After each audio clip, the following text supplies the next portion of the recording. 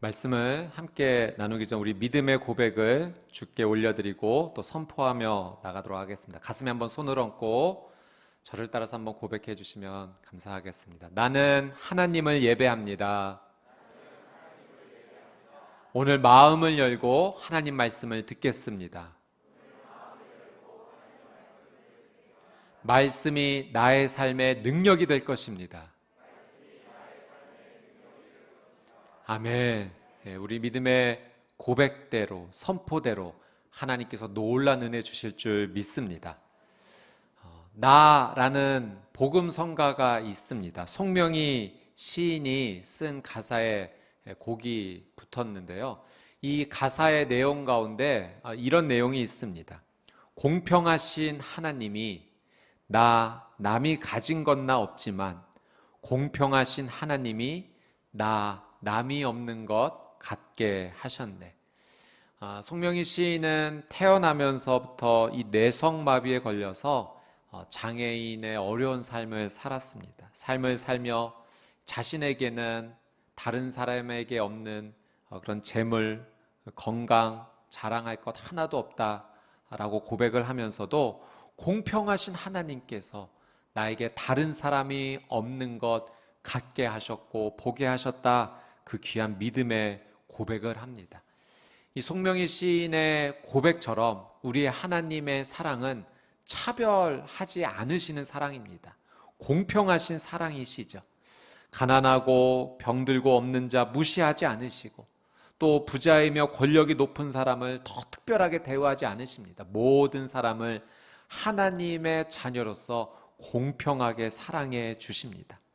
예수님께서도 이 땅에 오셔서 귀한 사역, 하나님의 사명을 펼쳐가시는 가운데 만나시는 모든 사람을 공평하게 사랑하셨어요. 차별하지 않으셨습니다. 특별히 병들고 고통받는 자들을 더 안아주시고 만져주시면서 치유해 주셨습니다. 예수님의 사랑은 차별이 없으신 놀라운 은혜의 사랑입니다. 그런데 오늘 우리가 말씀 가운데 만나는 예수님의 모습은 우리가 익히 알고 있는 예수님의 모습과 같지가 않습니다. 전혀 다른 모습입니다. 예수님께서 한 여인을 만나시면서 이 여인을 차별하시는 것 같습니다. 여인이 간절하게 예수님께 요청하지만 예수님은 이 여인의 요청을 차갑게 거절하시죠. 그것도 한 번의 거절이 아닌 3번에 걸쳐 거절하십니다. 차별하지 않으시는 예수님께서 왜 유독 이 여인에게는 차별하셨는가? 우리는 예수님의 거절 안에 담긴 특별한 예수님의 사랑의 의미를 한번 찾아보고자 합니다. 자, 본문 21절 말씀을 한번 같이 보도록 하겠습니다. 21절 말씀 한번 읽어보겠습니다. 시작. 예수께서 그곳을 떠나 두로와 시돈 지방으로 가셨습니다. 자, 예수님께서 두로와 시돈 지방으로 가셨다. 성경은 이렇게 시작을 합니다. 이 두로와 시돈 지방은 당시 흥왕했던 베니게의 주요 도시인데요. 이방 지역입니다. 이방 지역은 유대인들이 가기 꺼려했던 지역입니다. 그런데 바로 이곳에 유대인들이 가기 싫어했던 이 지역에 예수님께서 지금 머물고 계신 거예요. 일부러 이 지역을 찾아가셨습니다. 예수님의 특별한 의도가 계신 것 같습니다. 자, 이 지역에서, 이방 지역에서 어떤 일이 일어나는가? 22절 말씀을 한번 계속 읽어보겠습니다. 시작.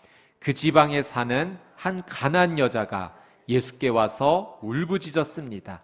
자비를 베풀어 주십시오. 주 다윗의 자손이여, 제 딸이 귀신 들려 몹시 괴로워하고 있습니다.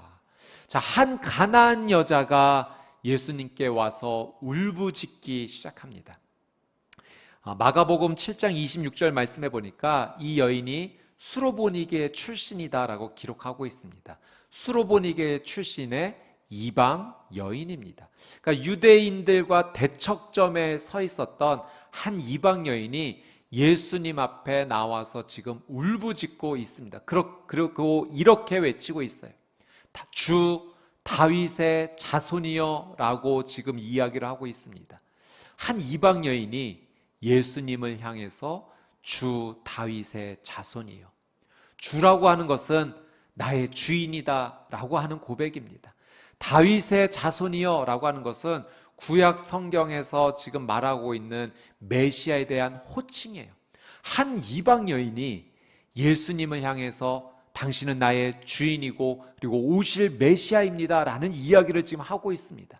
어떻게 보면 이 이방 여인이 유대인들도 쉽게 할 수 없는 지금 믿음의 고백을 예수님께 하고 있는 것처럼 보입니다. 도대체 왜 이 여인이 예수님을 이렇게 호칭하면서 지금 울면서 예수님을 쫓아오고 있는가? 성경은 이 여인에게 귀신 들려 고통받고 있었던 딸이 있었다라고 기록하고 있어요. 이 딸 때문에 그렇습니다. 이 딸을 자유케 해주고 싶어서, 이 고통으로부터 해방시켜주고 싶어서 지금 예수님 앞에 나오고 있습니다. 이방 먼 지역에 살던 이 여인이 예수님에 대한 소문을 들었던 거예요. 예수님이라는 분이 계신데 이분에게 나아가면 어떤 질병이든 이분은 다 고쳐주신다. 이분 앞에서 모든 악한 귀신은 다 떠나간다. 이분은 주이시며 다윗의 자손이다라는 이야기를 들은 거예요. 그래서 이분께 나아가기 위해서는 이분을 주와 다윗의 자손이라고 고백해야 된다는 그 사람들의 이야기를 들은 것 같습니다. 아마 이 이방 여인은 이 고백이 아직 어떠한 의미인지 제대로 본인의 어떤 믿음의 고백으로 한 것이 아니라 지금 자신의 딸이 심각한 상황에 있고 이 딸을 회복시키기 위해서는 지금 사람들에게 들었던 대로 이분에게 나와서 이렇게 고백해야 된다라고 그렇게 알고 나온 거예요. 마침 예수님이 두로와 시돈 지방에 오셨다라는 소식을 듣고 지금 맨발로 뛰쳐나오는 그런 상황에서 예수님 앞에 울부짖으며 지금 예수님을 따라가고 있습니다. 이 여인이 말해요. 자비를 베풀어 주십시오. 이 자비를 베풀어 달라라는 이 원어의 의미를 조금 더 자세하게 해석하면 제발 나를 단 한 번만 불쌍히 여겨 주십시오라는 고백이 담겨져 있어요. 여러분, 이 여인이 예수님께 나온 것은 자신의 문제가 아니라 딸의 어려움 때문에 그렇습니다. 딸이 귀신 들려서 지금 고통받고 있어요. 그런데 나를 불쌍히 여겨달라는 이야기를 하고 있습니다. 이 여인은 엄마로서 딸의 고통이 곧 자신의 고통이 된 거예요. 딸을 지극히 사랑하는 엄마의 마음을 느낄 수 있어요. 딸의 아픔이 곧 자신의 고통이다 보니 저를 단 한 번만 불쌍히 여겨주십시오. 딸을 얼마나 사랑하고 있는지 그 엄마의 마음을 느낄 수 있는 대목입니다. 이렇게 간절하게 예수님께 울며 불며 쫓아오고 있는 이 여인에게 예수님께서 어떻게 반응하시는가? 자, 우리 성경을 한번 따라가 보겠습니다. 23절 말씀 같이 한번 읽겠습니다. 시작. 그런데 예수께서는 아무 대답도 없으셨습니다. 그러자 제자들이 예수께 와서 간청했습니다. 저 여인을 돌려보내시지요. 계속 우리를 따라오면서 소리 지르고 있습니다.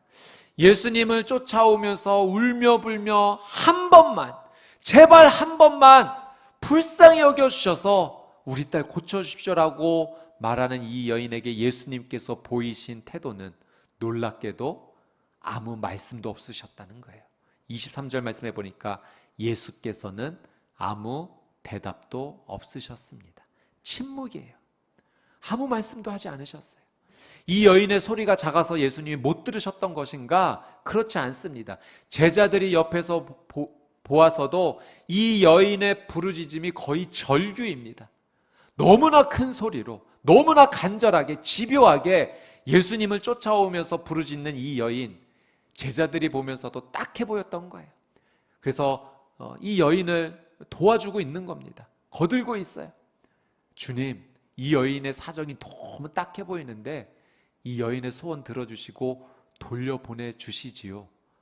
예수님이 아무 말씀이 없으십니다. 침묵하세요.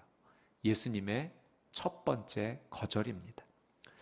여러분, 우리의 삶에서도 이러한 경험 우리가 할 때가 있어요. 우리가 간절하게 예수님 앞에 기도하며 하나님 앞에 나아가고 있는데 하나님께서 아무 말씀도 없으신 것처럼 느껴집니다.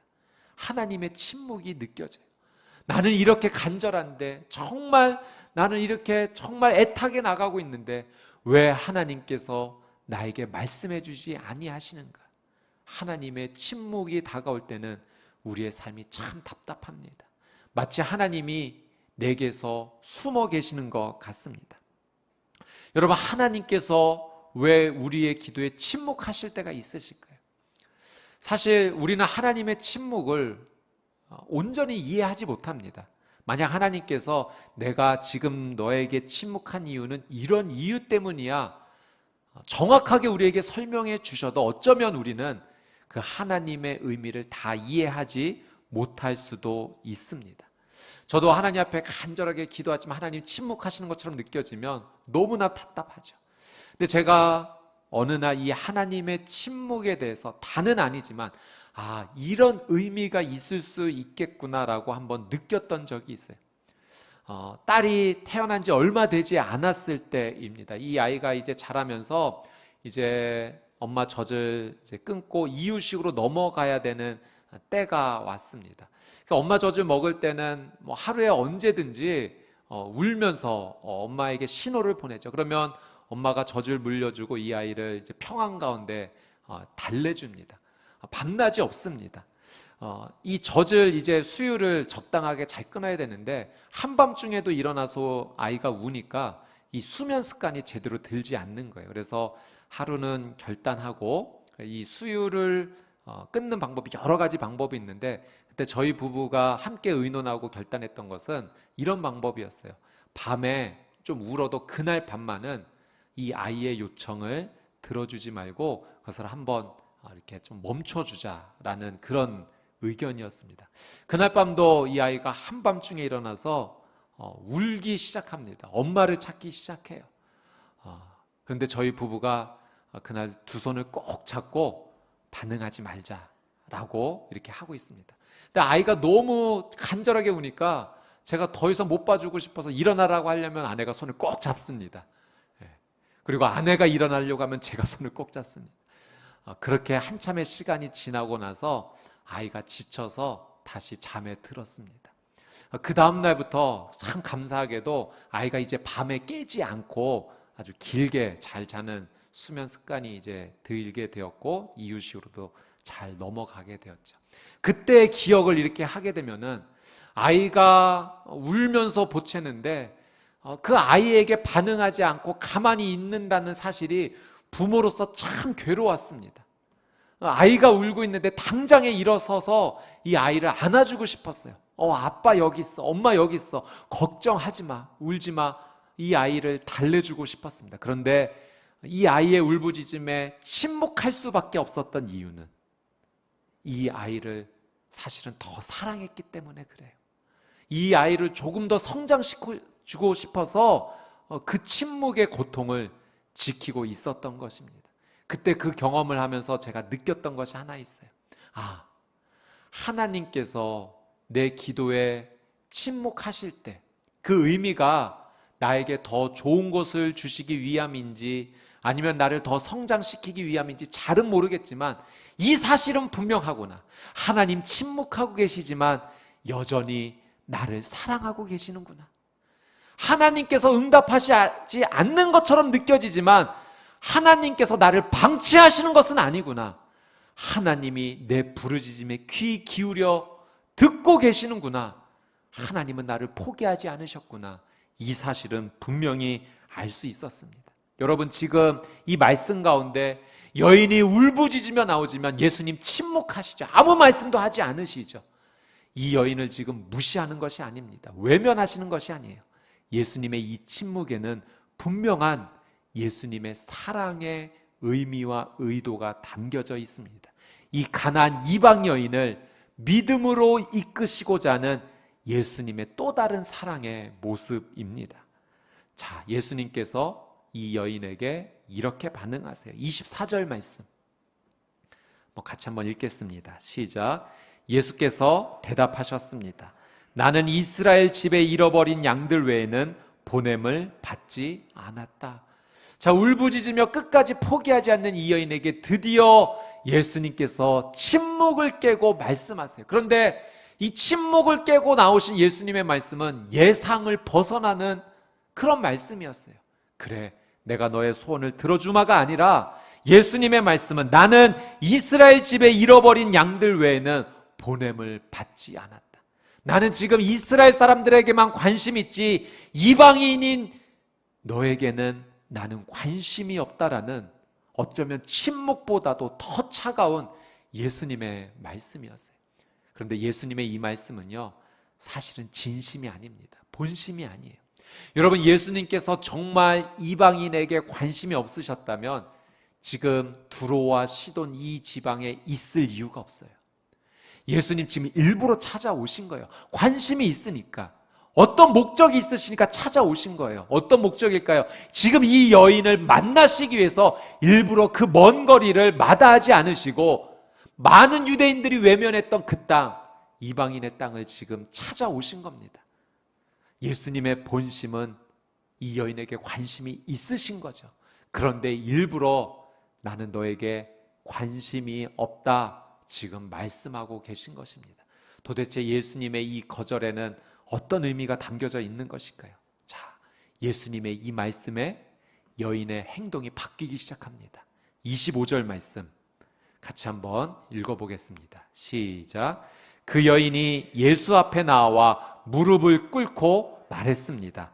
주여, 나를 도와주십시오. 여러분, 예수님을 뒤쫓으면서 울며불며 따라오던 이 여인이요, 예수님의 침묵의 거절을 받았고 또 나는 너에게 관심이 없어라는 차가운 거절을 받게 되었을 때요, 이 여인의 행동의 변화가 일어났는데 예수님을 뒤쫓던 여인이 예수님의 앞으로 나옵니다. 그리고 예수님 앞에 무릎을 꿇고 엎드렸어요. 여러분, 예수님 앞에 무릎을 꿇고 엎드렸다라는 이 단어의 의미는 절했다라는 거예요. 그리고 이 프로스키네오라는 이 단어에는 또 다른 의미가 한 가지 더 담겨져 있는데 예배하다라는 의미가 담겨져 있었습니다. 여러분, 이 여인이요, 예수님의 거절을 통해서 행동의 변화가 일어났어요. 예수님을 뒤쫓아만 오던 이 여인이 이제 예수님의 앞으로 나와 예수님을 예배하는 행동으로 바뀌게 되었던 것입니다. 여러분, 이방 여인의 삶이었어요. 이방인의 땅에서 하나님을 인정하지 않고 우상을 섬겼던 여인이에요.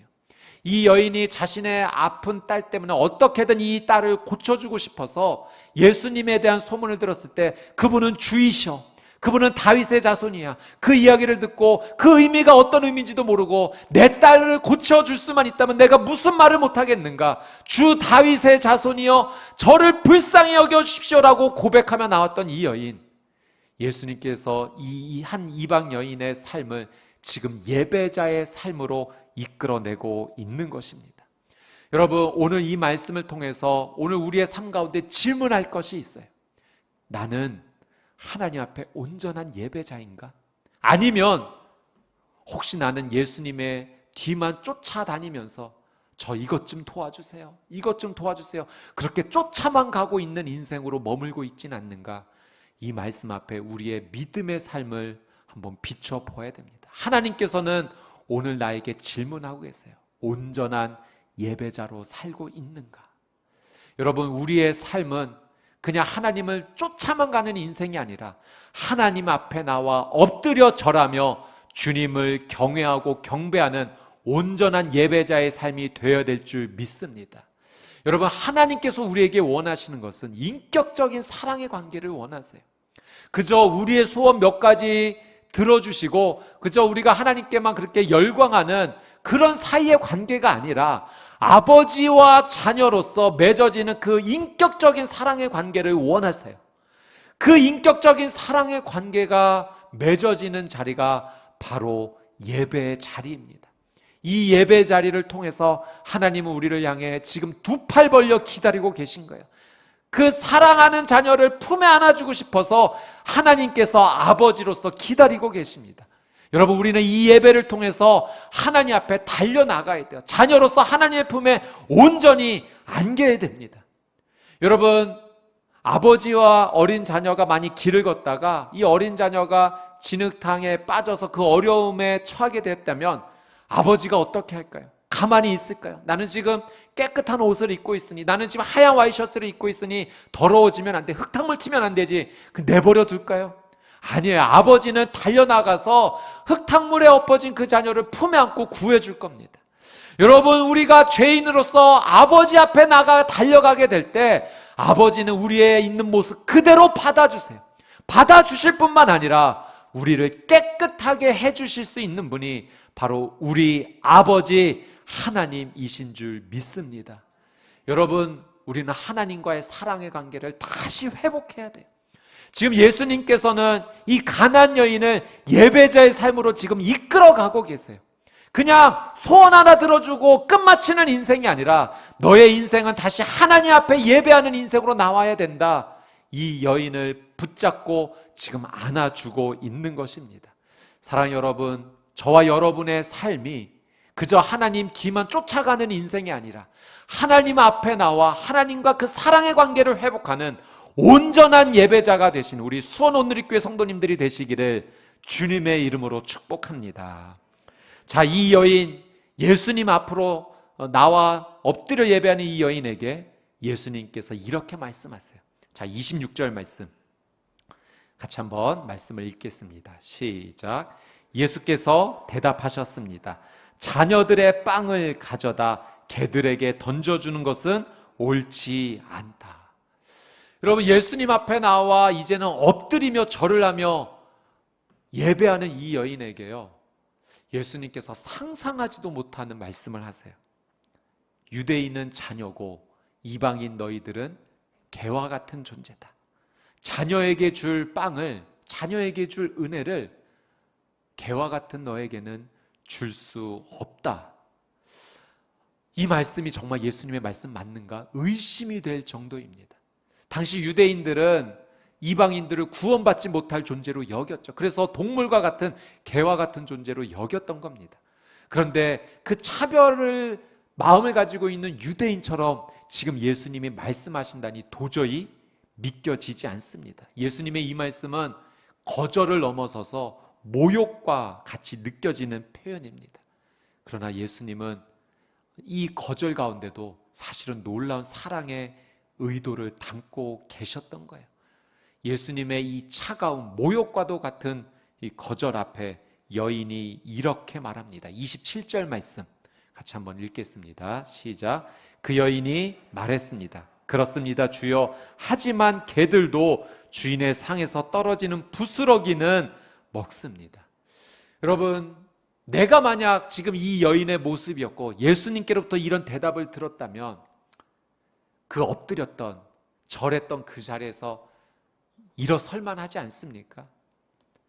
흙먼지를 털면서 나는 더 이상 당신을 예배하지 못하겠습니다. 포기할 만해요. 이런 모욕적인 말을 듣고 도저히 참을 수 없습니다 라고 할 법한데, 이 여인은요, 예수님을 예배하는 것을 포기하지 않고 오히려 이렇게 얘기하고 있는 거예요. 맞습니다, 주님. 저는 그런 존재가 맞아요. 개와 같은 존재입니다. 하지만 주님, 그 개들도 집안에 있는 개들도 주인의 상에서 떨어지는 그 약간의 부스러기를 취하는 은혜를 입지 않습니까? 저는 그 부스러기 은혜만이라도 충분합니다. 그것만 주실 수 있다면 저는 감사합니다. 그 은혜만이라도 받을 수 있다면 저와 제 딸은 살 수 있습니다. 지금 이 이야기를 하는 거예요. 자신이 그런 존재라고 고백하는 것은요, 영적인 이런 의미가 담겨져 있어요. 예, 주님, 저는 죄인입니다. 맞습니다. 죄인이에요. 영원한 생명에 이르지 못할 죄를 지은 죄인입니다. 이 죄인, 하나님의 은혜 없이, 예수님의 은혜 없이 영원한 생명을 누리지 못하죠. 주님 없으면 저는 영원한 생명에 이르지 못합니다. 부스러기 은혜라도 줬사오니 그 생명의 은혜 주십시오 라는 영적인 의미의 고백인 겁니다. 사랑 여러분, 이 여인은요, 자신을 개와 같은 존재로 당연히 여기면서 자신은 죄인이라고 지금 고백하고 있습니다. 어떠한 방법으로도 자신은 구원받을 수 없기에 지금 내게 필요한 것은 오직 예수님의 은혜, 부스러기라도 줬사오니 그 은혜만이라도 주십시오. 지금 믿음의 고백을 하고 있습니다. 여러분, 이 여인의 변화의 모습을 한번 보십시오. 이방인의 땅에서 하나님을 인정하지 못하고 우상을 섬겼던 이 여인, 어떻게든 자신의 딸을 고칠 수만 있다면 무슨 일이든 하겠다라고 그렇게 풍문으로만 들었던, 소문으로만 들었던 그 예수님을 향해 달려나가면서 주 다윗의 자손이요, 주 다윗의 자손이요, 어떤 의미인지도 모르면서 그렇게 쫓아왔던 이 여인이 예수님의 거절을 통해 예배자로 나오게 되었고, 예수님의 거절을 통해 주님, 저는 죄인입니다, 구원해 주십시오, 예수님을 끝까지 붙잡고 있었던 겁니다. 예수님의 거절은 차가운 거절이 아니라 이 여인을 구원해 주시는 놀라운 사랑이었음을 우리가 보게 됩니다. 이 여인을 향해 예수님 이렇게 말씀하시죠. 28절 말씀 같이 한번 읽어보겠습니다. 시작. 그제야 예수께서는 여인아, 내 믿음이 크구나, 내 소원대로 될 것이다 라고 대답하셨습니다. 그리고 바로 그때 그 여인의 딸이 나았습니다. 여인아, 내 믿음이 크구나. 이 원어에 보면 오라는 감탄사가 있어요. 예수님께서 오 감탄하셨어요. 여인아, 이제 드디어 네가 믿음의 고백을 하는구나. 내가 너의 딸을 고쳐주겠다. 육신의 질병을 고쳐줄 뿐만 아니라 이 귀한 가정을 영원한 생명으로 인도하여 주신 거예요. 구원하여 주신 것입니다. 사랑하는 여러분, 축복합니다. 여러분의 귀한 믿음이 예수님께서 감탄하실 만한 그 귀한 거룩한 믿음이 되시기를 주님의 이름으로 축복합니다. 여러분, 예수님의 이 3번의 거절, 이해할 수 없는 모습이지만 사실 이 거절은 예수님의 포기할 수 없는 놀라운 사랑의 모습이었습니다.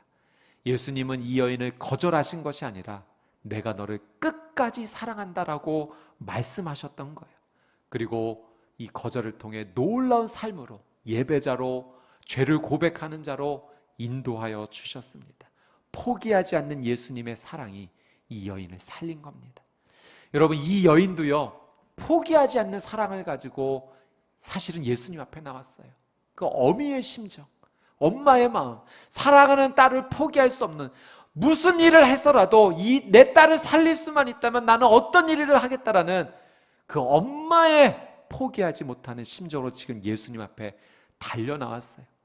지금 이 여인을 보면서 사실은 예수님께서 이 거절을 통해 이렇게 말씀하신 거예요. 여인아, 네가 네 사랑하는 딸 포기할 수 없지?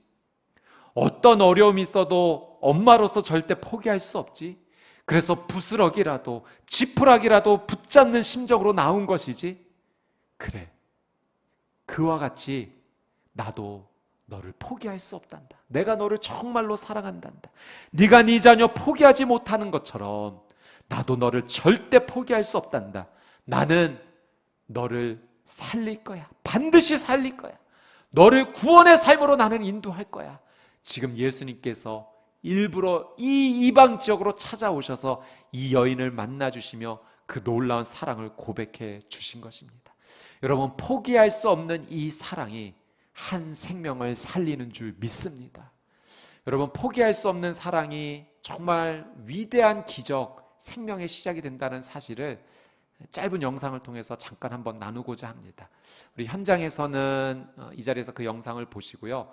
영상으로 예배 드리시는 우리 성도님들은 유튜브에 그 더보기 정보란을 보시면은 이 예화 영상의 링크가 있습니다. 그것을 누르시면 그 영상을 보실 수 있으신데요. 그 영상을 보신 후에 다시 유튜브로 돌아오시면 말씀을 들으실 수 있으십니다. 포기하지 않는 사랑의 이야기를 같이 한번 보도록 하겠습니다.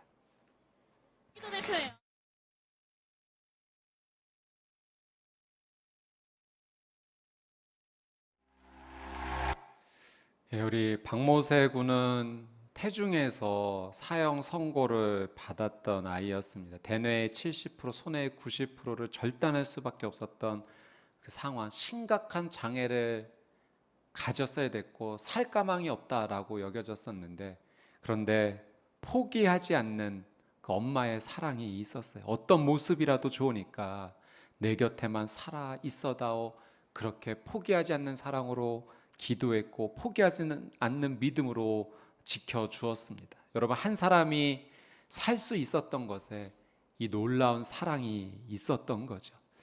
이 박모세 군의 이름이 모세인데 성경에도 이 모세가 있죠. 이 모세도요, 여러분 태중에서 사형 선고를 받은 겁니다. 태어나자마자 그 당시 애굽의 강력한 정책 때문에 이스라엘 아이에서 태어난 아이가 남자아이면 나일강에 빠뜨려 죽이라는 이미 태중에서 사형 선고를 받았는데 그 어머니 요게벳이 이 아이를 도저히 포기할 수 없었던 거예요. 3개월을 숨겨 키우다가 더 이상 숨길 수 없게 되자 작은 갈대 상자 하나를 마련하게 됩니다. 그리고 그 상자에 이 3개월 된 아이를 누이게 되죠. 그리고 하나님의 손에 맡겨드립니다. 아이의 입장에서 보면 자신을 포기하는 것처럼 느껴질 수도 있었어요. 거절하는 것처럼 느껴질 수도 있었어요. 그러나 그것은 포기하지 않는 사랑이었어요. 결국 그 포기하지 않는 사랑으로 하나님의 손에 맡겨지게 되었을 때 여러분, 하나님께서 이 모세를 살려주십니다. 살려주실 뿐만 아니라 나중에 이스라엘 민족을 구원하시는, 살리시는 놀라운 생명의 통로, 구원의 통로로 하나님께서 사용하십니다. 사랑하는 여러분, 우리가 너무나 힘들고 어려운 상황을 지금 걸어가고 있습니다. 포기할 만한 상황이에요. 그러나 여러분, 이 상황 가운데 우리가 포기하지 않는 믿음으로 하나님의 삶, 하나님의 손에 우리의 삶을 맡겨드리게 될 때 포기하지 않으시는 하나님의 사랑이 반드시 우리를 살려주실 줄 믿습니다. 이 어려움의 상황이 언젠가 다시 노래하는 삶으로, 놀라운 하나님의 회복으로 우리를 인도하여 주실 것입니다. 여러분, 이러한 상황 가운데 하나님 앞에 더 온전한 예배자가 되십시오. 하나님 앞에 그 포기하지 않는 사랑을 붙잡고 나가는 믿음의 사람이 되십시오. 그리고 나는 죄인입니다라고 고백하면서 하나님의 은혜 없이는 나는 살 수 없으니 부스러기 은혜라도 줬사오니 그 은혜 주십시오. 그렇게 믿음으로 나아가는 하나님께서 기뻐하시는 예배자의 삶, 믿음의 사람이 되시기를 주님의 이름으로 축복합니다. 포기하지 않으시는 하나님의 놀라운 사랑이 우리의 삶을 다시 회복시켜 주실 것입니다. 요게벳의 노래라는 복음성가가 있어요. 이 모세의 어머니의 마음에서 이 가사가 쓰여졌는데요, 이 3개월 된 아이를 하나님의 손에 맡겨드리는 믿음의 모습을 볼 수가 있습니다. 여러분, 우리의 삶도 마찬가지예요. 우리의 힘으로 해결하려 할 때는 한계가 있습니다. 그러나 하나님의 손에 맡겨드리면 그때부터는 하나님께서 일하십니다. 하나님께서 책임져 주십니다. 나의 사랑보다 하나님의 사랑이 더 위대합니다. 그분의 사랑이 가장 안전합니다. 우리 이 찬양을 같이 한번 부르기 원하는데요, 우리 주보 사이에 그 곡이 있습니다. 그 가사의 내용, 오늘 말씀을 기억하면서 이 가사의 내용을 우리의 믿음의 고백으로 주께 올려드리기 원합니다. 작은 갈대 상자 물이 새지 않도록 역정과 나무 진을 칠하네. 어떤 맘이었을까? 어떤 마음이었을까? 그녀의 두 눈에 눈물이 흐르고 흘러 동그란 눈으로 엄마를 보고 있는 아이와 입을 맞추고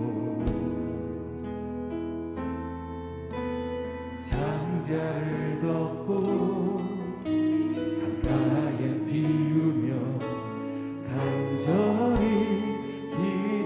기도했겠지. 정처없이 강물에 흔들흔들 흘러내려가는 그 상자를 보며 눈을 감아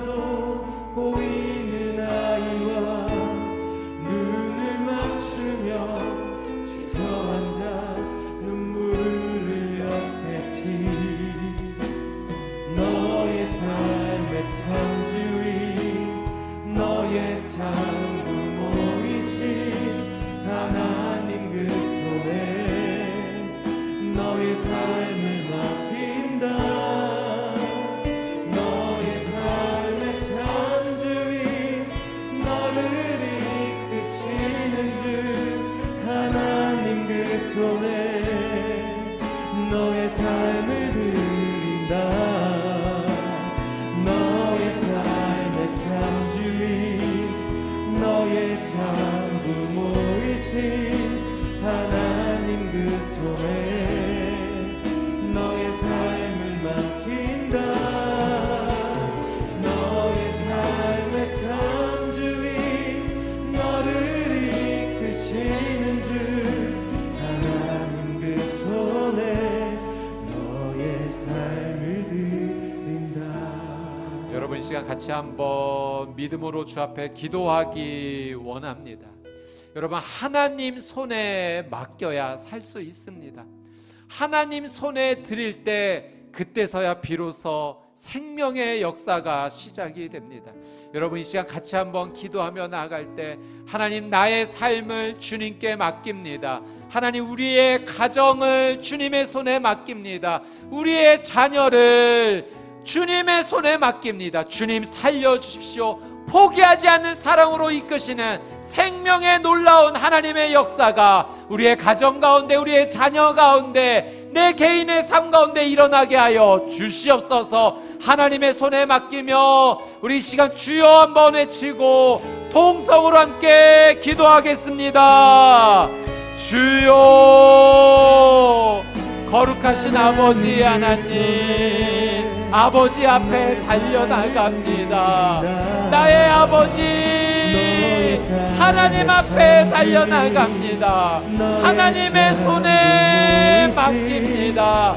포기하지 않는 사랑으로 나를 지켜봐 주시고 인도하여 주신 아버지 하나님, 하나님 내 생각 내 방법으로는 전혀 길이 보이지 않습니다.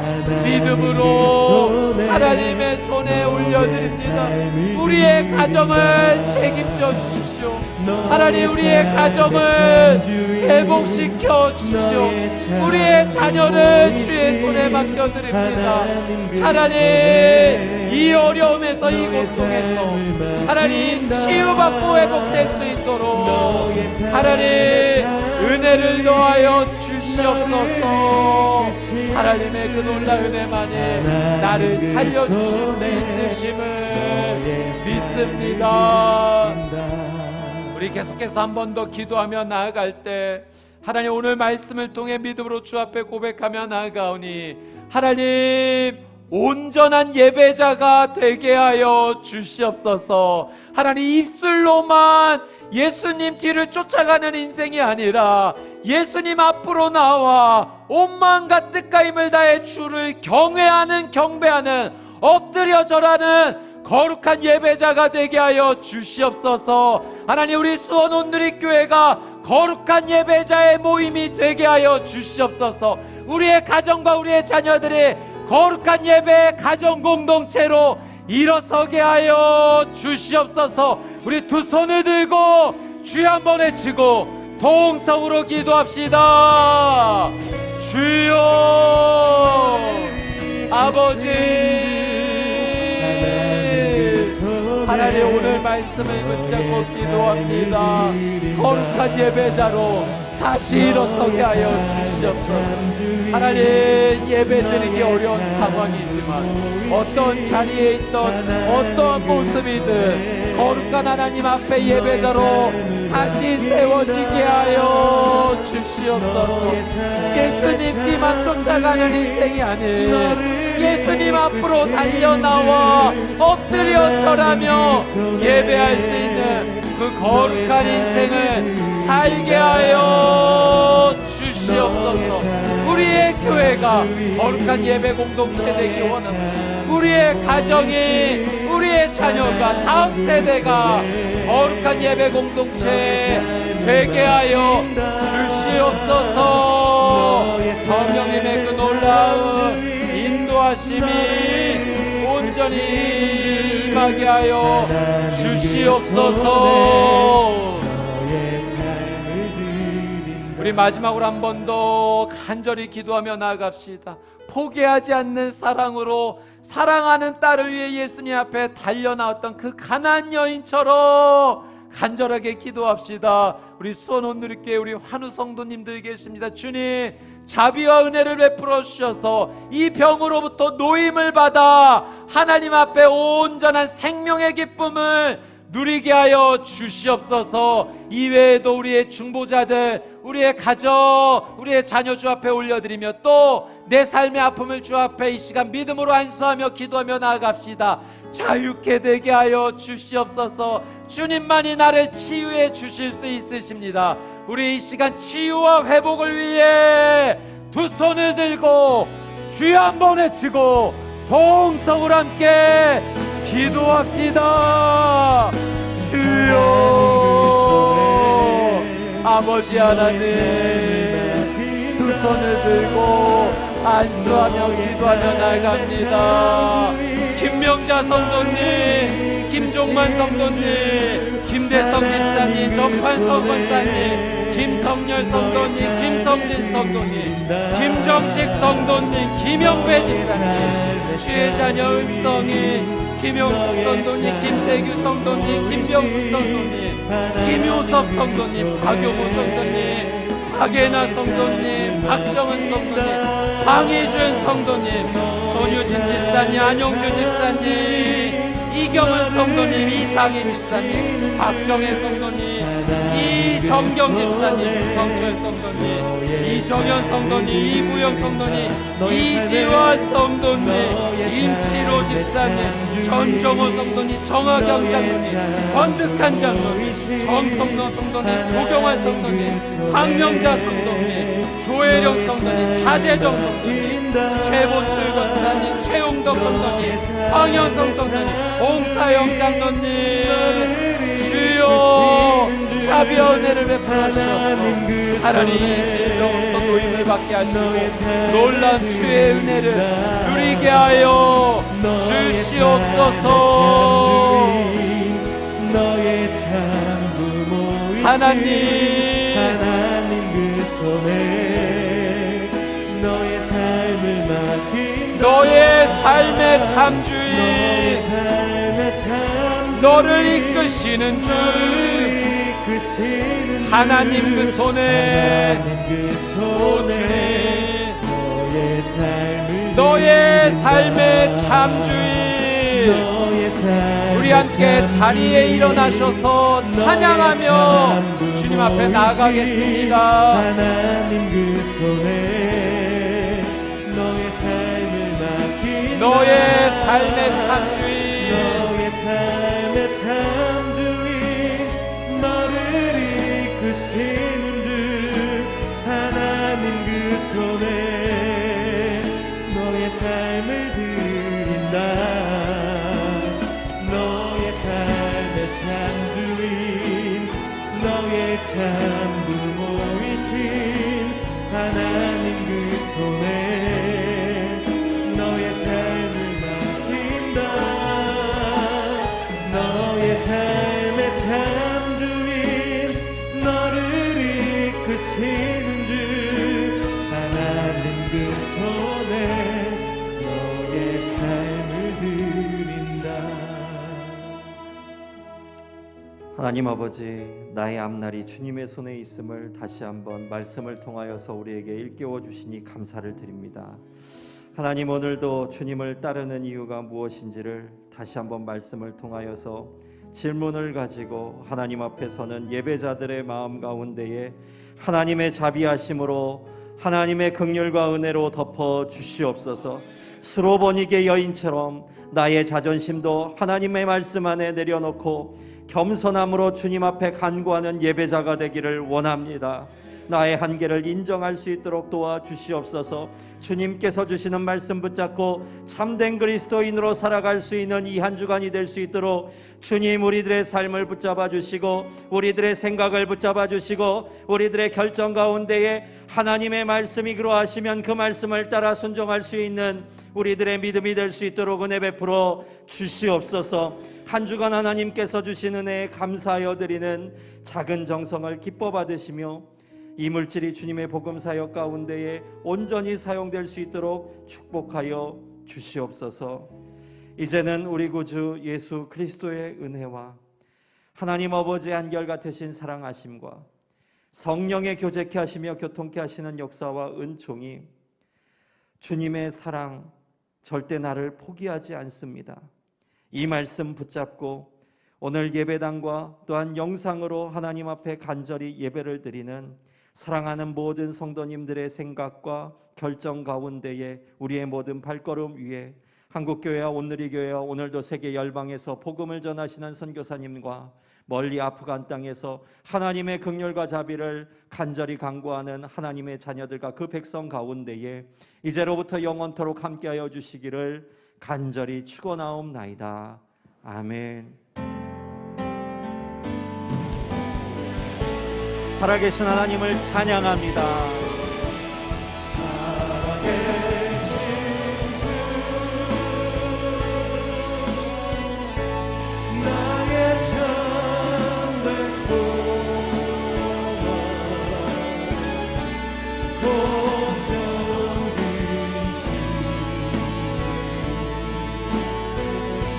전혀